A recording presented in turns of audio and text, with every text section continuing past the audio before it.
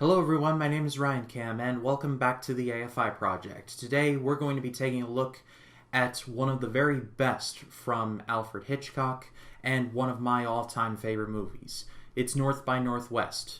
Like I said, this was directed by Alfred Hitchcock. By now we all know who he is. And it starred Cary Grant, Eva Marie Saint, Martin Landau, and James Mason. It tells the story of a man named Roger Thornhill, who, outside of the fact that he is, well, as the movie describes him, an ad man, he lives a pretty normal life. He worries about his mom, he wears very gray clothes, nothing out of the ordinary.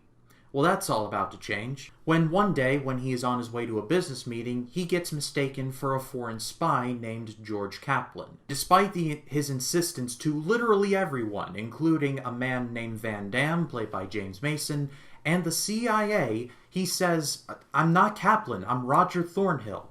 He is consistently chased across the country, ending in a now pretty famous ending at Mount Rushmore. I remember seeing this movie very vividly. I saw it at my luxury theater where they have recliners and you can get actual food there. And I remember going there with no knowledge of it and walking out of there just surprised at how much I loved this. I have now seen it several times, and yeah, the movie is just absolutely amazing. In terms of backstage stuff, there's nothing really out of the ordinary to report, other than the fact that Hitchcock had creative control over the script, and the studio wanted him to add in some scenes, and he said, "I'm sorry, Dave, I'm afraid I cannot do that." Firstly, let's talk about Cary Grant, because, well, the man was a ball of charisma. We immediately sympathize from him as soon as he is just thrust into this world that he is totally not prepared for. Despite his insistence to literally anyone who attempts to listen that he is not this man named George Kaplan, people say, "You're Kaplan, and we need to know what you know."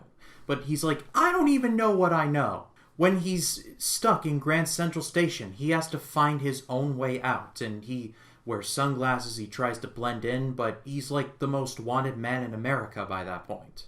He is literally stuck between a rock and a hard place, and the movie does a good job of making you feel sorry for him and wanting him to succeed. I also really enjoyed his relationship with Eva Marie Saint. Man, that woman was gorgeous. When I was rewatching this for this review, I said to myself, I swear I've seen her before recently. And then I was shocked, and I'm like, oh crap, she was Edie Boyle from On the Waterfront. So not only was she one of the most gorgeous women who ever lived, but she could act. Awesome. And honestly, I don't think they could have picked a better person to play the villain in this movie, because James Mason was so good. He's been in too many movies to mention, but I've always known him as Captain Nemo from the vastly underrated live-action 20,000 Leagues Under the Sea. Philip Van Damme is just a cold and calculated businessman. He doesn't care who he hurts, he just wants to know what he wants to know. And his enforcer, Martin Landau, helps him out. I think it was a rule around this time that if you needed a henchman, you called Martin Landau. With his hair, neatly combed, his sharp dress, and his gray eyes. He has gray eyes. I've seen still photos of him. And just, wow. He is just a cold-hearted individual. But this movie is more famous for two particular scenes. The crop duster scene where Cary Grant is running away from the world's angriest crop duster, and the Mount Rushmore ending. By themselves, those are great scenes, but when you add in the rest of the movie, they get even better. And it's not like Cary Grant has any resources to him. All he has is really this. And he has to figure out how to lose these guys by keeping himself alive. He is always one step behind, and it's thrilling to watch. I believe that objectively there may be better Hitchcock movies. Vertigo and Rear Window jump to mind. But in terms of my favorite Hitchcock movie, it will always and forever be North by Northwest. But that is all for me, guys. Thank you so much, as always, for watching. Next time on the AFI project, I'm going to be digging into a movie that, well, was criminally underseen at its time.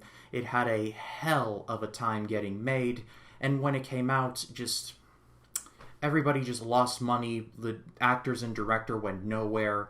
But it got on the list because it is more appreciated now than it has ever been. So, what is this movie called? Well, I think you may have heard of it in passing. It's called Jaws. But if you like this video, please be sure to leave a like, comment your thoughts down below, and if you like this video and you want to see more like it, hit the subscribe button and click the bell to allow notifications. That way, when a new video drops, you'll be the first to know. My name is Ryan Cam. I'll see you in the next one.